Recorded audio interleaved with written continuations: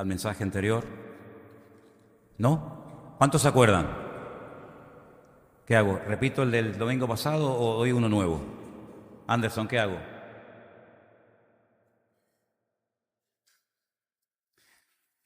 Anderson el jueves nos hablaba acerca de algunas parábolas que explican lo que es el reino de Dios, que es lo mismo que decir el reino de los cielos. El reino de Dios y el reino de los cielos es exactamente lo mismo.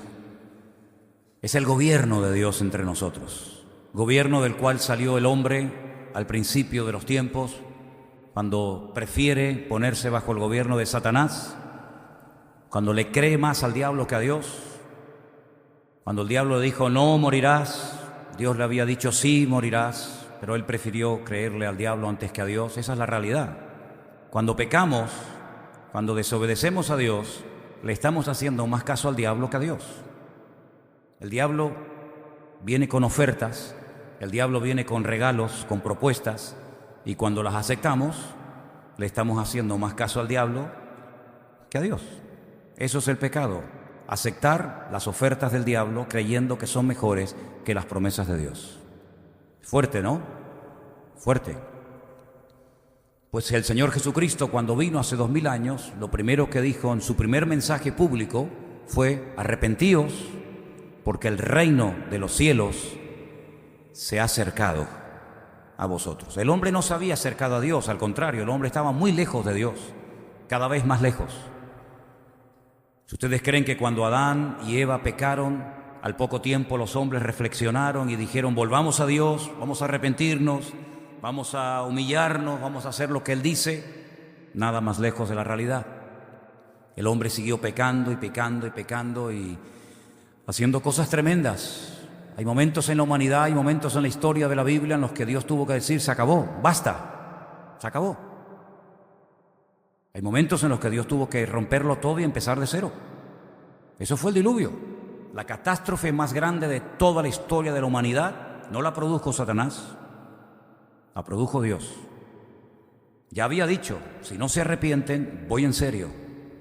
Si no hay un cambio, si no dejan de desobedecer y si no dejan de provocarme, arrasaré con todo, incluidos los animales, las plantas, absolutamente con todo. Y empezaré de cero.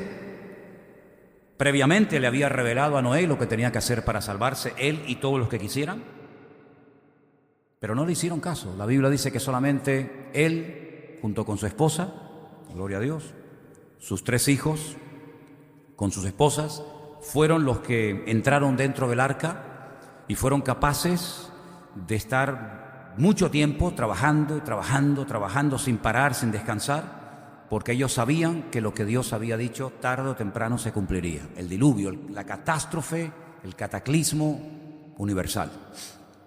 Y Dios empezó de cero, con 8 personas. Dios empezó con estos matrimonios y de esta familia se extendieron todos los seres humanos sobre la faz de la tierra. Los seres humanos o son descendientes de Can, o son descendientes de Sem, o son descendientes de Jafet. No hay más, esa es la pura realidad. Ahí está entroncada toda la humanidad, en esas 3 familias. El hombre, piensan ustedes que después de esta gran catástrofe, después de este cataclismo tremendo en el que murieron miles, tal vez millones de seres humanos y de animales, aprendió la lección?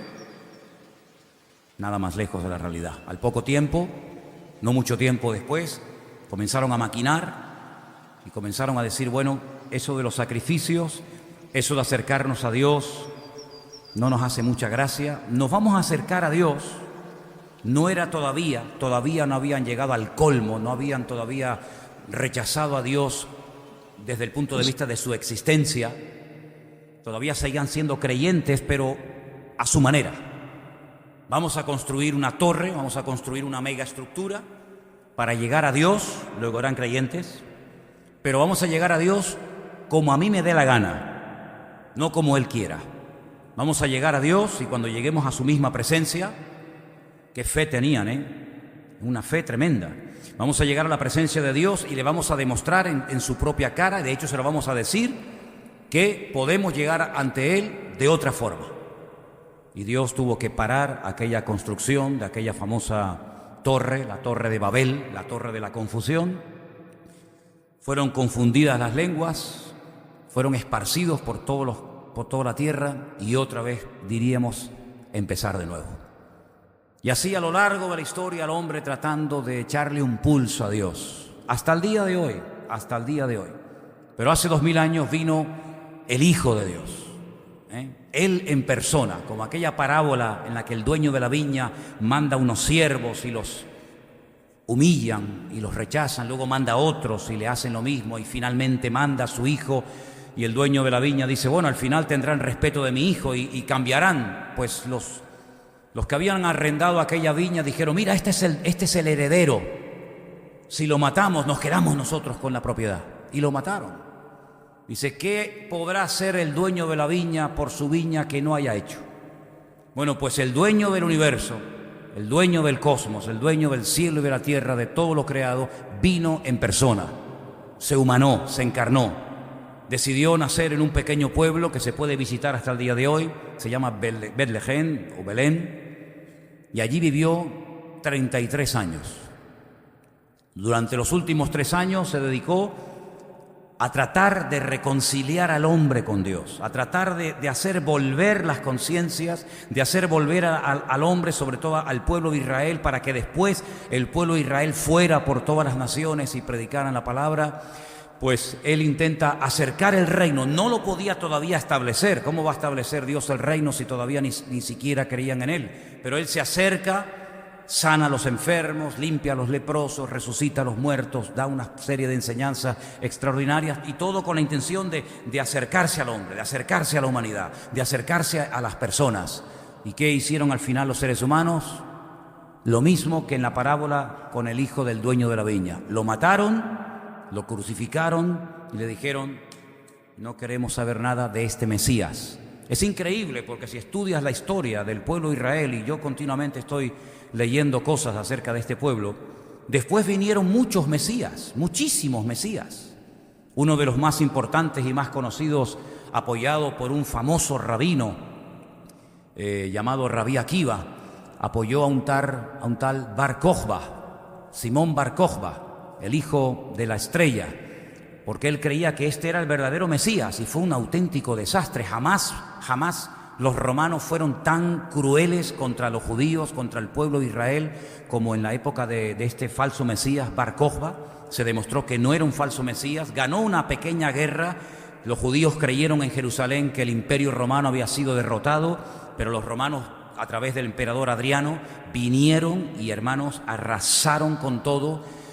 Y bueno, Israel dejó de existir como país, como identidad, ya el templo había sido destruido, le cambiaron el nombre a la ciudad de Jerusalén por Aelia Capitolina, le cambiaron el nombre de Israel por Palestina, etcétera, etcétera, y el hombre siempre tratando de llevarle la contraria a Dios. Ahora bien, en el Antiguo Testamento, y creo que estos días las mujeres estáis leyendo el libro de Daniel, ¿me equivoco? Creo que las hermanas, las que están siguiendo la lectura, no sé cuántas son todavía fieles a aquella lectura que se empezó a 1 de año, pero las que estén todavía con ese plan de lectura hasta final de año, deberíais estar en este momento leyendo el libro de Daniel. Y en el libro de Daniel, que es un libro extraordinario, lo recomiendo a que lo lean todos, es el Apocalipsis del Antiguo Testamento.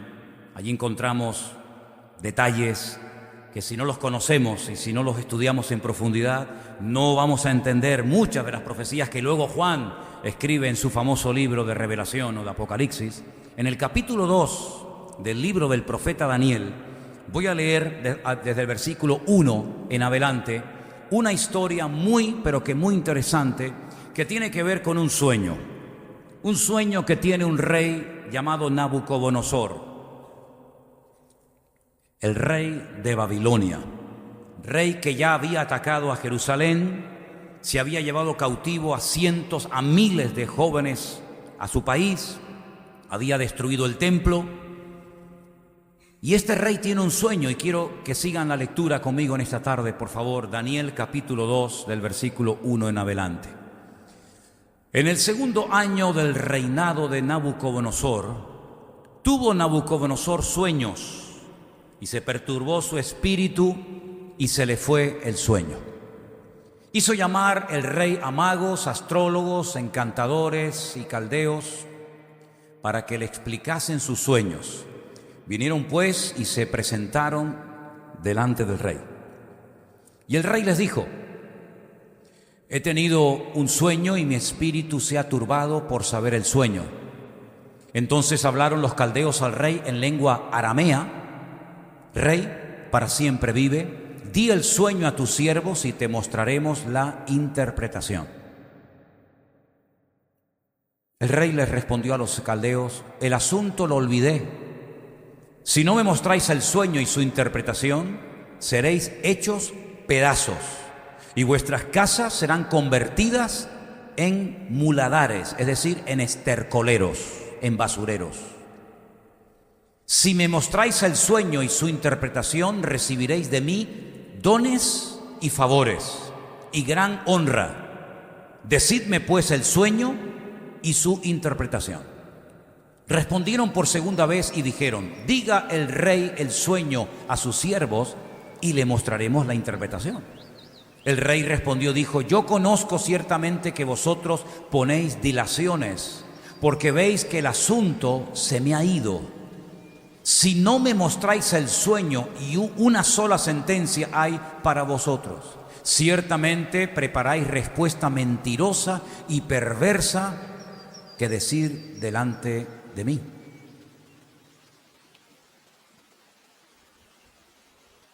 ¿Hay más? Los caldeos le respondieron delante del rey y dijeron: no hay hombre sobre la tierra que pueda declarar el asunto del rey. Además de esto, ningún rey, príncipe ni señor preguntó cosa semejante a ningún mago, ni astrólogo, ni caldeo.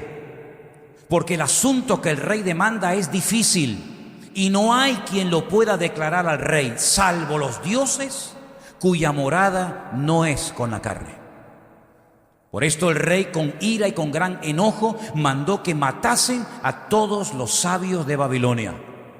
Y se publicó el edicto que los sabios fueran llevados a la muerte, y buscaron a Daniel y a sus compañeros para matarlos. Entonces Daniel habló sabia y prudentemente a Arioc, capitán de la guardia del rey, que había salido para matar a los sabios de Babilonia. Habló y dijo a Arioc, capitán del rey: ¿cuál es la causa de que este edicto se publique de parte del rey tan apresuradamente? Entonces Arioc hizo saber a Daniel lo que había. Y Daniel entró y pidió al rey que le diese tiempo y que él mostraría la interpretación al rey. Versículo 18. Perdón, 17.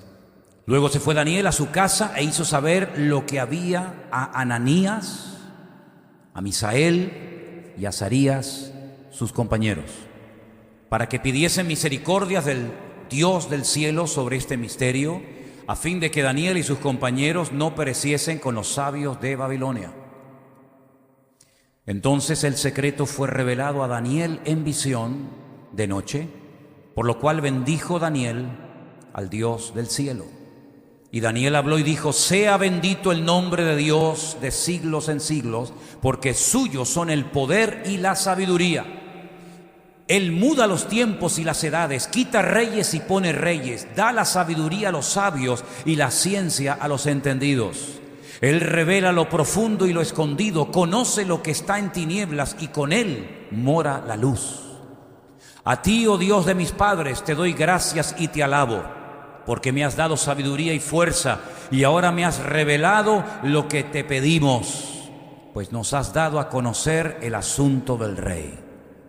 Después de esto fue Daniel a Arioc, al cual el rey había puesto para matar a los sabios de Babilonia, y le dijo así: no mates a los sabios de Babilonia, llévame a la presencia del rey, y yo le mostraré la interpretación. Entonces Arioc llevó prontamente a Daniel ante el rey y le dijo así: he hallado un varón de los deportados de Judá, el cual dará al rey la interpretación. Respondió el rey y dijo a Daniel, al cual llamaban Belsasar: ¿podrás tú hacerme conocer el sueño que vi y su interpretación? Daniel respondió delante del rey diciendo: El misterio que el rey demanda, ni sabios, ni astrólogos, ni magos, ni adivinos lo pueden revelar al rey.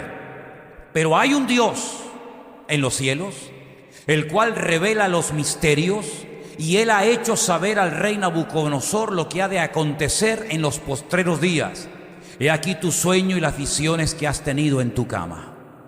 Estando tú, oh rey, en tu cama, te vinieron pensamientos por saber lo que había de ser en lo porvenir, y el que revela los misterios te mostró lo que ha de ser. Y a mí me ha sido revelado este misterio, no porque en mí haya más sabiduría que en todos los vivientes, sino para que se dé a conocer al rey la interpretación y para que entiendas los pensamientos de tu corazón.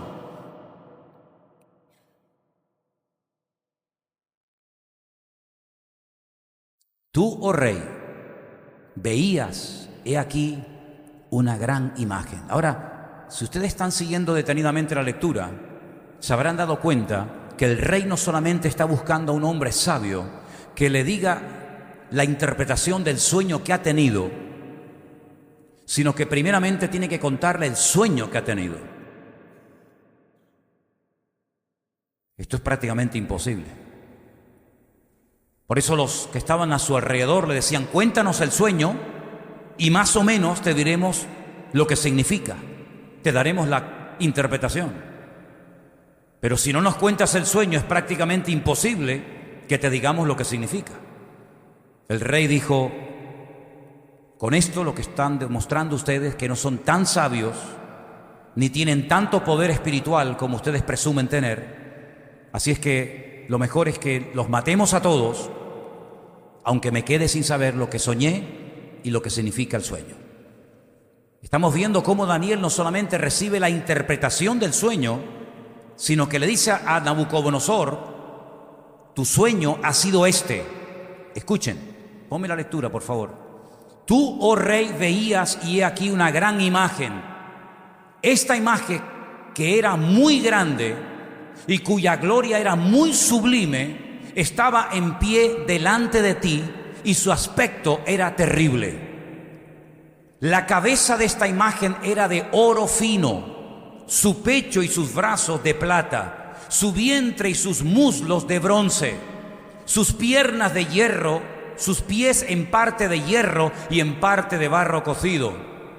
Estabas mirando hasta que una piedra fue cortada no con mano e hirió a la imagen en sus pies de hierro y de barro cocido y los desmenuzó. Entonces fueron desmenuzados también el hierro, el barro cocido, el bronce, la plata, el oro, y fueron como tamo de las eras del verano, y se los llevó el viento sin que de ellos quedara rastro alguno.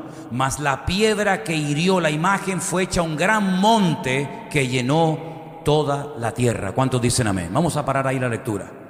Queridos hermanos, el capítulo 2 de Daniel nos habla acerca de 4 imperios que se levantarían, imperios crueles, imperios que dejarían huella en la historia de la humanidad. Hasta hoy en día se pueden visitar restos arqueológicos de dichos imperios. El imperio que en ese momento estaba gobernando el mundo, con su rey a la cabeza, con el rey Nabucodonosor, era el rey de Babilonia. La palabra Babilonia viene de la palabra Babel, que significa confusión. Daniel le dice: tú has visto una imagen, que quiero que ustedes la puedan ver ahí en una imagen que una fotografía que estamos poniendo, para que más o menos se hagan una idea. Daniel le dijo: tú has visto una imagen de 4 materiales diferentes. Eso no es normal, porque generalmente cuando un escultor o cuando alguien quiere hacer una estatua, generalmente utiliza un mismo material, mármol, piedra o lo que sea, pero no utiliza 4 materiales diferentes como en el caso de esta imagen. Fijaros que Daniel le dice: la cabeza de oro representa tu imperio, el imperio de Babilonia. Imperio poderoso, soberbio, arrogante, que después Daniel, tiempo más tarde, tendría un sueño y lo vería en forma de león con alas. Así que cada vez que vean en lo alto de un edificio o en la fachada de un banco, de una casa grande o importante, un león con alas, es el símbolo de ese imperio que ya no existe, que era Babilonia. que estaba entre los ríos Tigris y Éufrates. El país que hoy en día estaría más cerca del territorio, de la capital del imperio de Babilonia, sería hoy en día Irak, ¿vale? Pero Daniel le dice: cuando tú mueras, después de un tiempo, y tu reino deje de existir, se levantará otro reino, que será el reino de los medos persas. Los medos hoy en día y los persas siguen existiendo, aunque no como imperios. Los persas hoy en día son los iraníes, los de Irán. Y los medos ni siquiera tienen tierra, son los famosos kurdos, de los cuales se está hablando mucho hoy en día, porque están tratando en Siria de apropiarse de un terreno para ellos poder también tener su propio país. Así que los medos persas, los kurdos, los iraníes hoy en día, se levantarían después del imperio de Babilonia. Pero no sería el último imperio de la historia de la humanidad. Se levantaría un tercer imperio, también tremendamente poderoso, representado en este caso por el bronce. Así que el oro es Babilonia, la plata son los medos persas, el bronce sería el imperio de Grecia, un imperio enorme. El más importante emperador o rey de ese imperio, sin lugar a dudas, como ustedes saben bien, fue Alejandro Magno, homosexual, que no tuvo descendencia, que cuando murió su imperio fue dividido en cuatro de sus generales: Ptolomeo, Seleuco, Casandro y Silimaco, los 4 generales que se apropiaron de su territorio cuando él muere, ¿verdad? El Nuevo Testamento fue escrito en el idioma de ese imperio, en griego. La cultura griega hasta el día de hoy ejerce una influencia en nuestro estilo de vida tremendo. Esta proliferación del culto al cuerpo, esta proliferación de la homosexualidad, del hedonismo, del vive la vida, todo eso es parte de la filosofía de los griegos. Fíjense los siglos que han pasado, pero todavía siguen ejerciendo una tremenda influencia en la sociedad actual. Pero después de los griegos, que también caerían, se levantaría un cuarto y definitivo imperio, que es el imperio que encontramos en el Nuevo Testamento, y es el imperio de Roma, que duró muchos siglos, y tuvo un territorio inmenso.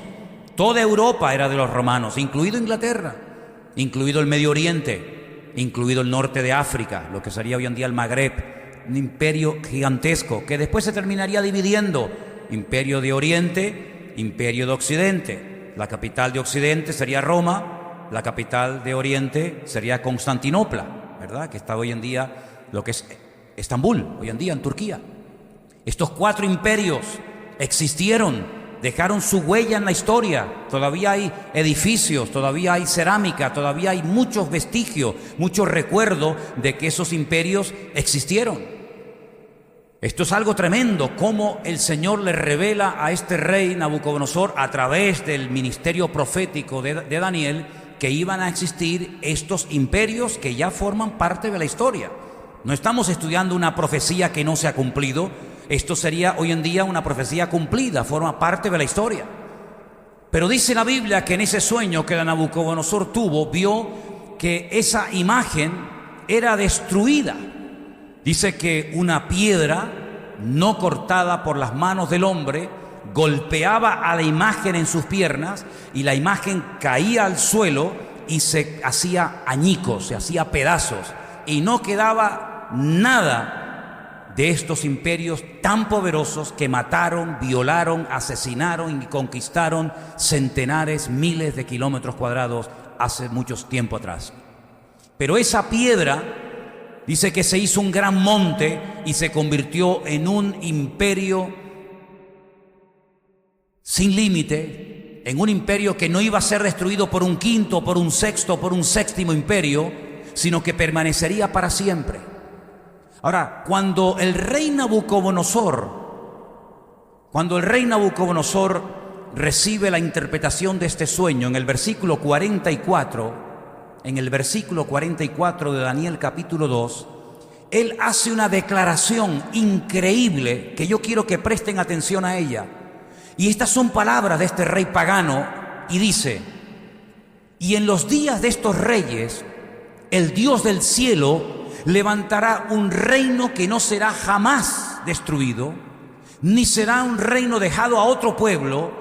Desmenuzará y consumirá a todos estos reinos, pero Él permanecerá para siempre. ¿Cuántos dicen amén? Las 4 características de este último imperio son que jamás sería destruido, que nunca sería sustituido por otro imperio, que destruiría todos los imperios que existieran en ese momento o a lo largo de la historia, y que permanecería para siempre, es decir, sería un reino eterno. ¿Qué es lo que hace el rey Nabucodonosor cuando él oye que su imperio solamente representa la cabeza de oro de la imagen? En su soberbia, en su arrogancia, en el capítulo siguiente, es decir, en el capítulo 3, él manda a construir una imagen de oro desde los pies hasta la cabeza, toda de oro, como diciendo: no acepto, no estoy de acuerdo que después de mí, después de mi imperio, se levante otro y otro y otro imperio. Así que eso de que habrá plata y bronce y oro y hierro mezclado con barro, no lo acepto.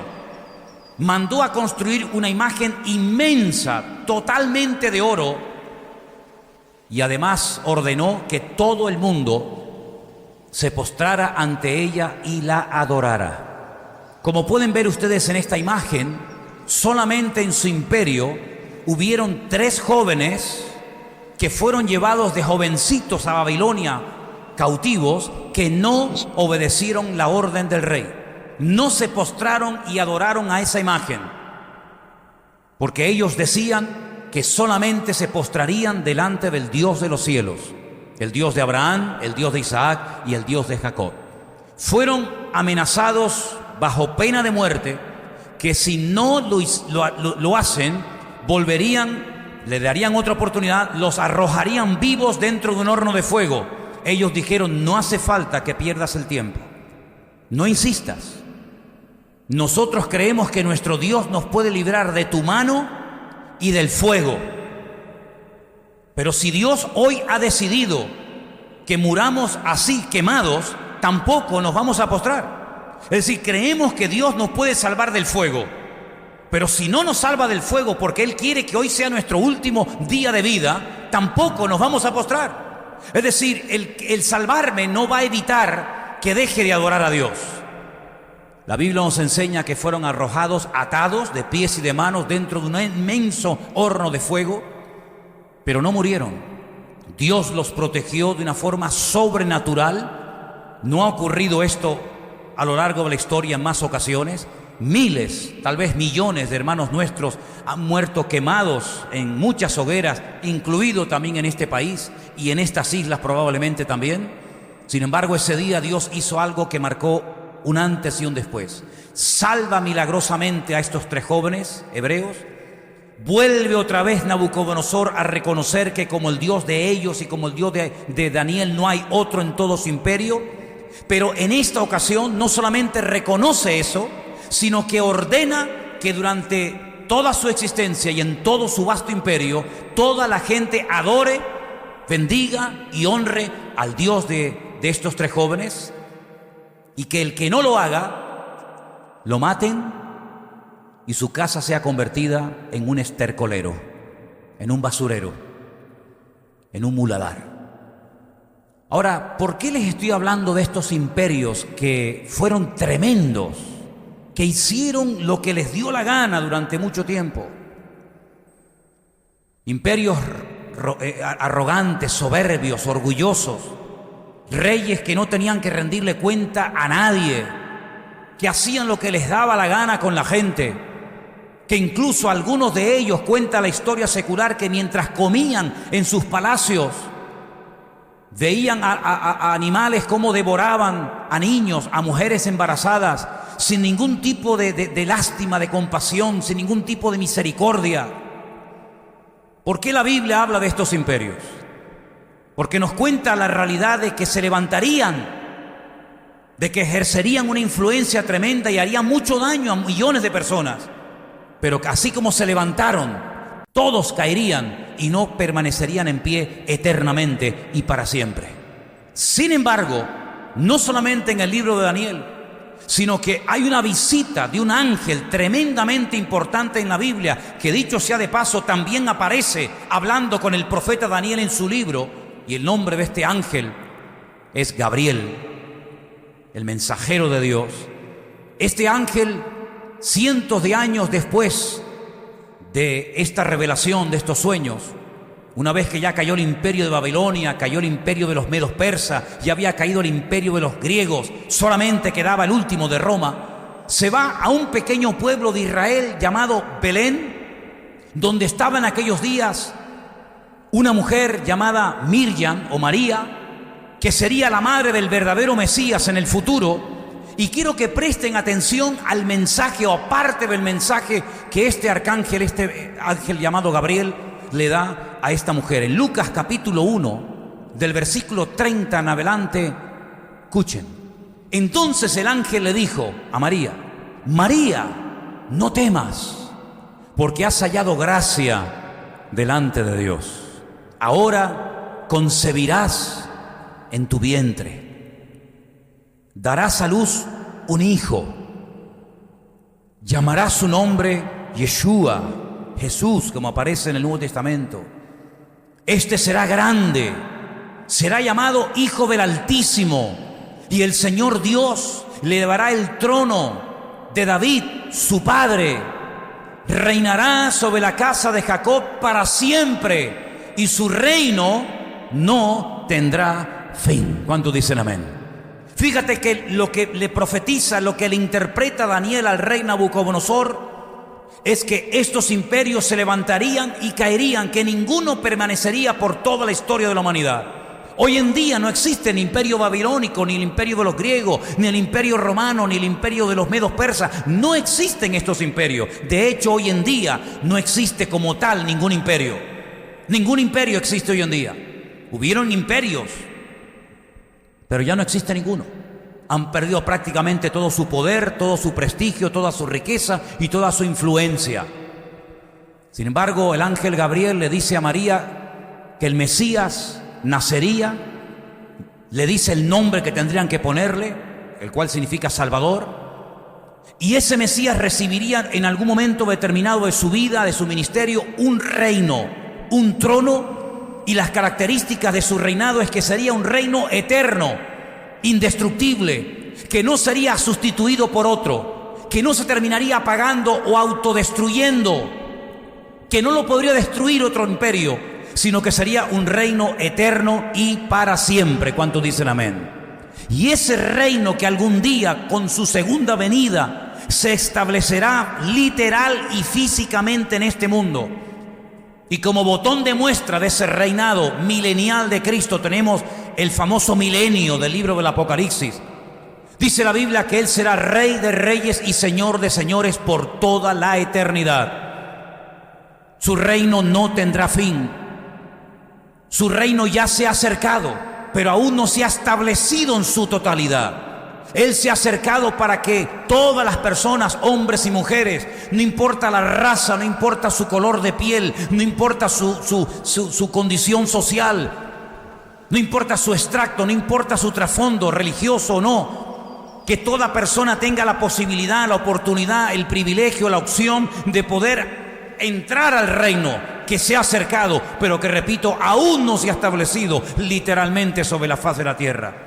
Aún hay mucha soberbia, mucha desobediencia, mucha arrogancia, mucho orgullo. Todavía hay mucho ateísmo. Todavía hay muchas cosas que no quieren dar su brazo a torcer y reconocer que el reino del Señor sí o sí se establecerá sobre todas las naciones de la tierra. Pero en nosotros ya comenzó. ¿Cuántos dicen amén? En nosotros ya tiene que reinar y imperar el Señor. Nosotros hemos abrazado su reino, nos hemos sometido a su cobertura, nos hemos puesto bajo su cobertura, bajo su gobierno, bajo su autoridad, y ahora somos súbditos y somos hijos del Rey de ese reino celestial que reinará para siempre. ¿Cuántos dicen amén? Pero ¿cuál es la condición indispensable para poder formar parte de ese reino? Porque había personas que formaban parte del reino porque no les quedaba otro remedio. Había personas que formaban parte del reino, como por ejemplo Daniel y sus 3 amigos, porque fueron llevados cautivos a la fuerza a Babilonia. Ellos no quisieron ir. Pero los llevaron, quemaron el templo, destruyeron la ciudad de Jerusalén, los llevaron cautivos, les cambiaron los nombres, intentaron desprogramarlos, les enseñaron la lengua, la cultura, la idiosincrasia, la religión de allí. Era una imposición sí o sí de querer meterles el reino babilónico por las orejas. Pero en nuestro caso Dios no ha actuado así con nosotros. Dios no obliga a nadie a que crean en Él. Dios no presiona a ningún pueblo, a ninguna persona para que sí o sí le entregue su vida a Él, sino que lo hace la persona libre y voluntariamente cuando se expone a la predicación del Evangelio. Ahora pueden entender ustedes un poco mejor la famosa visita que le hace un gran rabino de Israel durante la noche a Jesús. Cuando toca la puerta y en Juan capítulo 3, el Señor le abre la puerta a un rabino que cuenta la historia secular que era uno de los hombres más ricos de todo Israel, un principal entre los judíos, un hombre influyente, tan influyente era, fijaros este detalle que os voy a dar, que fue capaz de acercarse al gobernador de Judea, en este caso era Poncio Pilato. Cualquiera no podía entrar a la fortaleza de la Antonia, donde vivía Poncio Pilato, y hablar con él, pero se ve que él, por su influencia, por su autoridad, por lo que fuera, pudo acercarse, pudo hablar con Poncio Pilato, nada más y nada menos, y decirle: quiero que me des el cuerpo de ese judío que acabas de crucificar, quiero encargarme, quiero cuidarlo y quiero llevármelo. Y Poncio Pilato accedió a la petición de Nicodemo y se lo llevaron a un huerto que era de un tal José de Arimatea, que a su vez tenía allí una roca labrada, preparada para su entierro y el de su familia. Fíjate la influencia que tendría este hombre Nicodemo, que no lo echaron a patadas del palacio, de la fortaleza donde vivía Poncio Pilato, sino que pudo acceder. Y este hombre tan influyente, este hombre tan culto, tan religioso, toca la puerta de la casa de Jesús y le dice lo siguiente al Señor. Juan capítulo 3, versículo 1. Había un hombre de los fariseos que se llamaba Nicodemo, un principal, un hombre muy importante entre los judíos. Este vino a Jesús de noche y le dijo: escucha, utiliza la terminología de la época entre ellos, ¿verdad? Rabí, mi maestro. Les encantan los títulos, ¿verdad? Rabí, mi maestro. Sabemos, luego, este no viene solamente en su nombre, sino que viene representando a un colectivo, viene representando a un grupo, porque fíjense que él habla en plural. Sabemos que has venido de Dios como maestro. Bueno, es verdad que Cristo fue enviado por Dios, por el Padre, pero no solo para ser un maestro. Así que lo que está diciendo Nicodemo no es mentira, pero se queda corto. Se queda corto. Sabemos que has venido de parte de Dios como maestro, y ahí me quedo. Y el argumento que presenta es muy interesante, porque en cierta ocasión, cuando el Señor sanó a un ciego, ¿se acuerdan? Y sanó a otras personas, le dijeron a los que habían recibido sanidad: el hombre que te sanó es un pecador. Y el que había sido sanado dijo: si es pecador o no, yo no lo sé. Para eso están ustedes. Yo solamente sé una cosa, que antes era ciego y ahora veo. Pero añade algo muy interesante y dice: nunca se ha oído que Dios haya obrado milagros a través de un pecador. Si todas las personas en el Antiguo Testamento que hicieron milagros, y son muchos, ninguno de ellos era un impío, era un pecador. Incluso uno que no era del pueblo de Israel, que supuestamente tenía poderes espirituales hasta para maldecir a un país entero, no pudo conseguirlo. Y me estoy refiriendo a aquel profeta pagano llamado Balaam, ¿os acordáis? Luego, el argumento de que los pecadores no pueden ser usados para hacer milagro está bien interiorizado en la mentalidad judía de la época, y por eso él dice: porque nadie puede hacer estas señales. Fíjate qué palabra utiliza. Nadie puede hacer estas expresiones de poder, nadie puede hacer estos milagros, nadie puede hacer realmente estas banderas, nadie puede hacer portentos tan espectaculares que marcan huella en el mundo espiritual y que cambian vidas en lo físico, en lo espiritual. Nadie puede hacer esto si Dios no está con él. Es decir, todo tu ministerio, todas tus enseñanzas, todos tus milagros, todas tus resurrecciones, todas tus limpiezas de demonios, todas las limpiezas de leprosos, etcétera, todo se debe a que Dios está contigo. Porque si Dios no estuviera contigo, tú no podrías hacer absolutamente nada. ¿Cuántos dicen amén? No está diciendo, espera, no corras, sígueme a mí, no yo a ti. Nadie puede hacer estas señales si Dios no está con él. Pero vamos a ver, la pregunta que tenemos que hacernos aquí es la siguiente: ¿cómo que si Dios está con él? ¿Quién es Jesucristo? Para usted, ¿quién es Jesucristo? ¿Os da vergüenza responderme?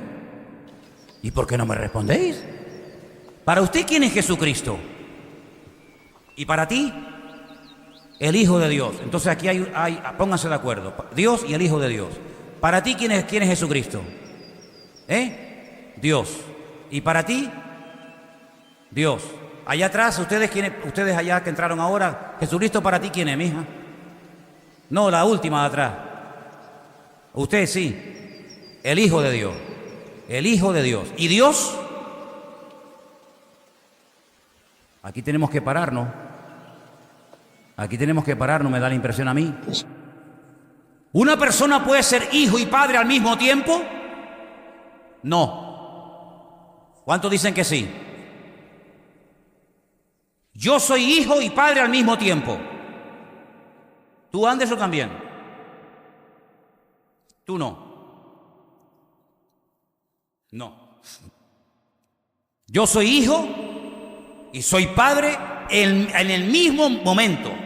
No tengo que dejar de ser hijo para convertirme en padre. Según donde actúe y con quien hable, hablo o actúo como padre o actúo como hijo. ¿Sí o no? Pues Jesucristo también. Cuando estaba en el trono era Dios Padre. Y cuando vino a este mundo vino en forma de hijo. Pero Él es Emmanuel, Dios con nosotros. Pero no vino en forma de Dios, vino en forma de humano, con carne y hueso, con sangre, con pulmones, con arterias, con riñones, con hígado, con todo eso que usted sabe. Vino como ser humano. ¿Para qué? Porque como ser humano tenía que morir en la cruz. No lo van a matar como Dios. Tenía que morir como ser humano. Así que Él es el Hijo de Dios, claro, pero también es Dios, ¿sí o no? Porque si solamente es el Hijo y no es Dios, pues entonces aquí tenemos un problema teológico terrible. Porque estamos diciendo que Dios está por un lado, el Hijo está por otro, y aquí hay una separación cuando la Biblia dice que Dios es uno.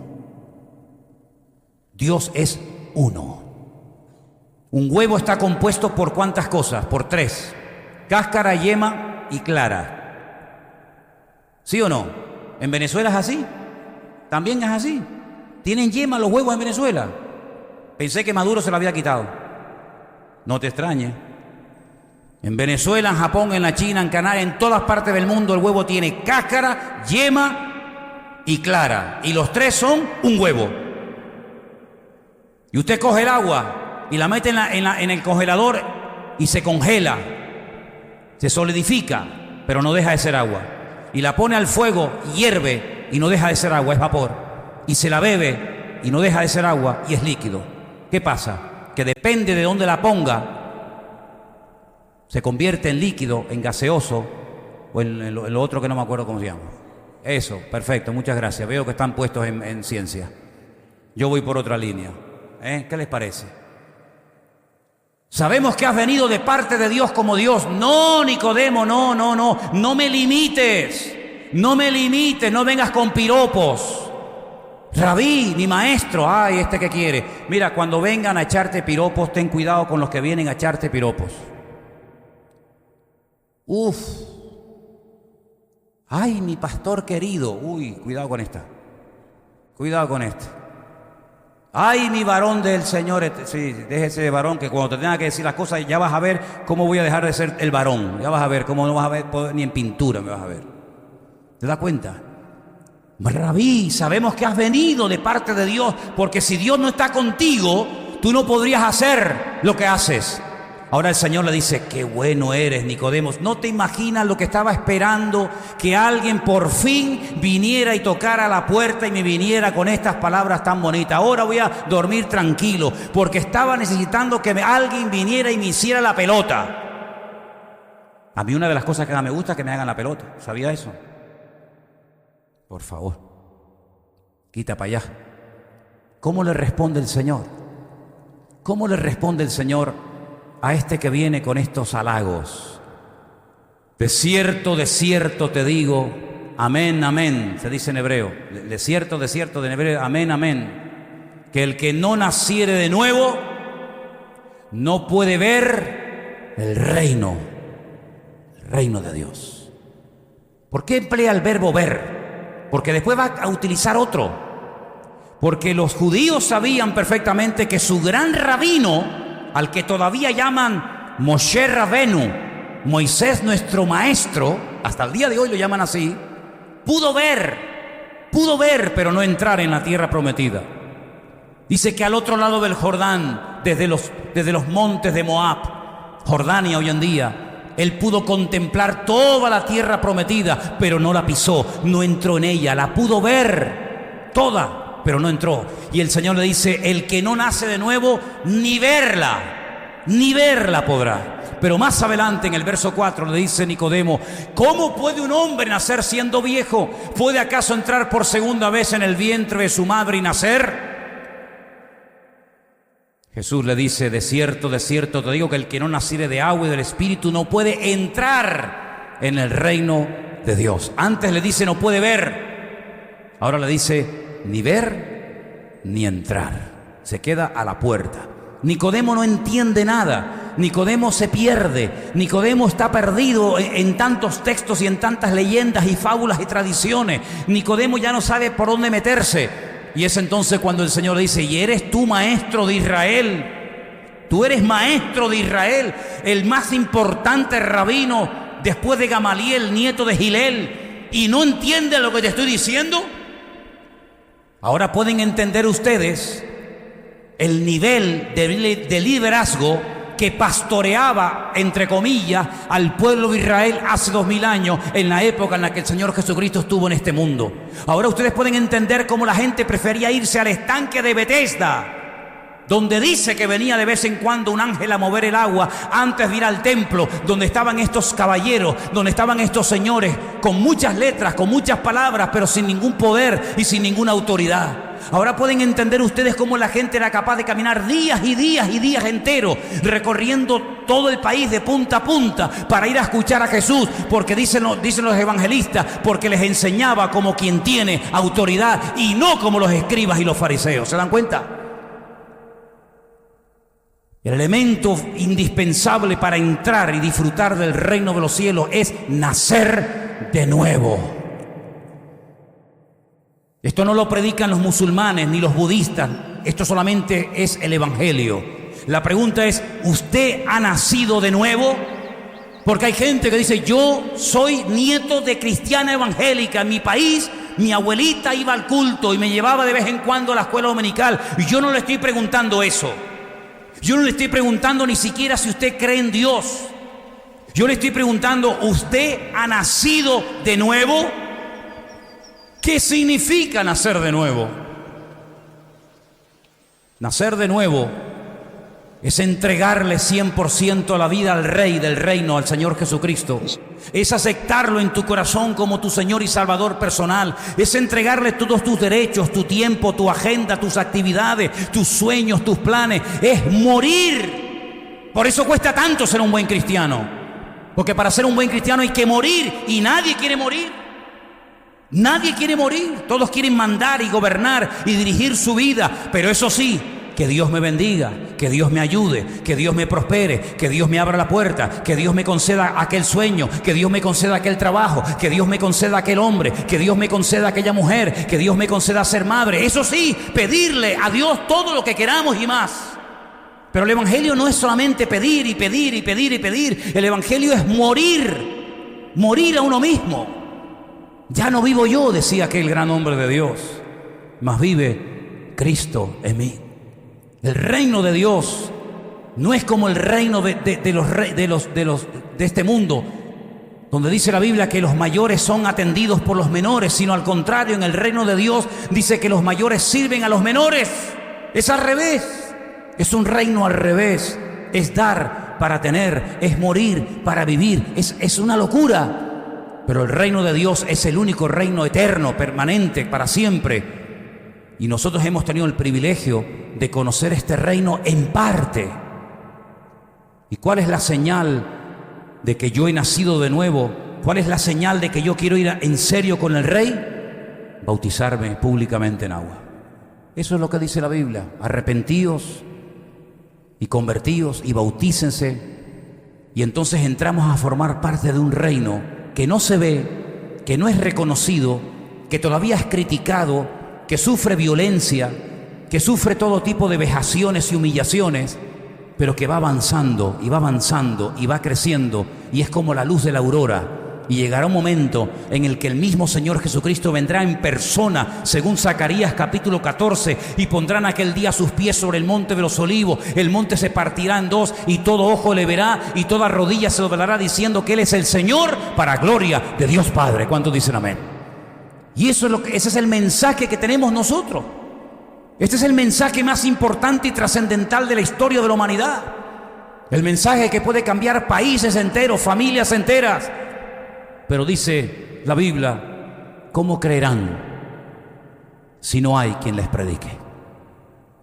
El gran problema hoy en día, de hace unos 10, 15, 20 años a esta parte, es que la mayoría de los cristianos no testifican y no comparten su fe con nadie. Esa es la cruda realidad.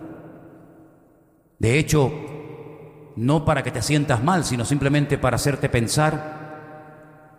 ¿Cuándo fue la última vez que le hablaste a una persona del Señor y tuviste la oportunidad de presentarle el gobierno, el reino de Dios y llevarlo a sus pies para que entregara su vida a Cristo? A lo mejor ni te acuerdas. O a lo mejor algunos dirán, yo nunca lo he hecho. Y puede ser que lleves años viniendo a esta iglesia o a otra. La cruda realidad es que somos, a veces más que testigos, somos como espías. Que nos ponemos, o algunos se ponen nerviosos cuando a lo mejor entran personas diferentes, que opinan, que visten, que huelen, que actúan diferentes a ti. Sin embargo, nosotros dice que deberíamos ser luz, somos embajadores de ese reino. ¿Qué es un embajador? Un hombre que lo ponen en otro país para que represente a su país. Y eso somos nosotros, dice la Biblia, embajadores de un reino, embajadores de Dios. Por eso nuestra forma de pensar, de hablar, de actuar, de opinar, etcétera, tiene que ser completamente diferente, porque no nos representamos a nosotros mismos. No representamos al ministerio Vida Nueva, no, representamos a nuestro Dios. Y por eso tenemos que dejarlo en buen lugar, para que la imagen que proyecta nuestra vida sobre Él, sobre el reino de Dios, sea una imagen correcta y no sea una imagen de decir, pues si esto es el reino de Dios, yo no quiero saber nada del reino de Dios. Por eso, queridos hermanos, en esta noche, a la luz de estas escrituras, de estas profecías cumplidas, de reinos tremendos que se levantaron, pero ¿dónde están? ¿Dónde están? Nada, no existe nada. Escombros, ruinas, nada, restos arqueológicos, nada más. Ante esta realidad de cómo los imperios crecieron y se hundieron, también les presento la realidad de que el reino de Dios ya está entre nosotros. Y tenemos que anunciar las virtudes de aquel que nos llamó de las tinieblas a su luz admirable. Y aprovechar el tiempo y pedirle al Señor que nos dé oportunidades para poder compartir lo que Él es para nosotros y lo bueno que ha sido con nosotros. ¿Cuántos dicen amén? Vamos a orar en esta tarde, hermanos. Ahí donde estás, cierra tus ojos y recuerda esto: el reino de Dios no tendrá fin. Ya está entre nosotros. Ya está entre nosotros. Ya el Rey ha venido y ha puesto su presencia en nosotros. No es algo que no se ha cumplido, algo que no ha sucedido. Es una realidad, es un hecho. Él ya vino. Él ya vino. Y Él ya ha comenzado a reinar en nuestras vidas. Que cada día reine más. Por favor, que cada día nos sometamos más a Él, que cada día el anhelo de nuestro corazón sea representarlo dignamente a Él. A veces lo hemos conseguido, otras tantas seguramente que no. Pero hay una característica de nuestro Rey que es muy hermosa, y no la tuvo Nabucodonosor, ni Alejandro Magno, ni todos los Césares de Roma, y es la misericordia y el perdón. A nuestro Rey le encanta perdonar. A nuestro Rey le fascina recibir pecadores arrepentidos en su trono. A nuestro Rey le place y le satisface enormemente cuando hay personas en este mundo que le piden perdón y vienen ante Él humillados y le dicen: sé el Rey de mi vida y de mi corazón. Que Dios nos ayude a entender que tenemos un Rey de amor, un Rey de misericordia, un Rey de paz, un Rey que ha venido a darnos vida y vida en abundancia. Aleluya. No le tengas miedo a ese Rey. Ven ante Él. Ven ante Él. Porque Él siempre te aceptará cada vez que vengas a su presencia. Señor, te damos gracias en esta tarde porque tu reino ya está entre nosotros. Y quiero pedirte que cada día se extienda más en nosotros y fuera de nosotros tu reino, Señor. Usa nuestra vida para que podamos conocerte y servirte mejor, Señor. Arranca de nuestra vida toda secuela de los antiguos reinos que nos gobernaron, costumbres, palabras, pensamientos, tradiciones, reinos que ya no tienen por qué tener ningún lugar en nuestra vida, porque ahora solamente nos rendimos al Rey de Reyes y al Señor de los Señores. Bendito seas tú, mi Señor. Toda la gloria para ti en esta noche. En el nombre de tu amado Hijo Jesús.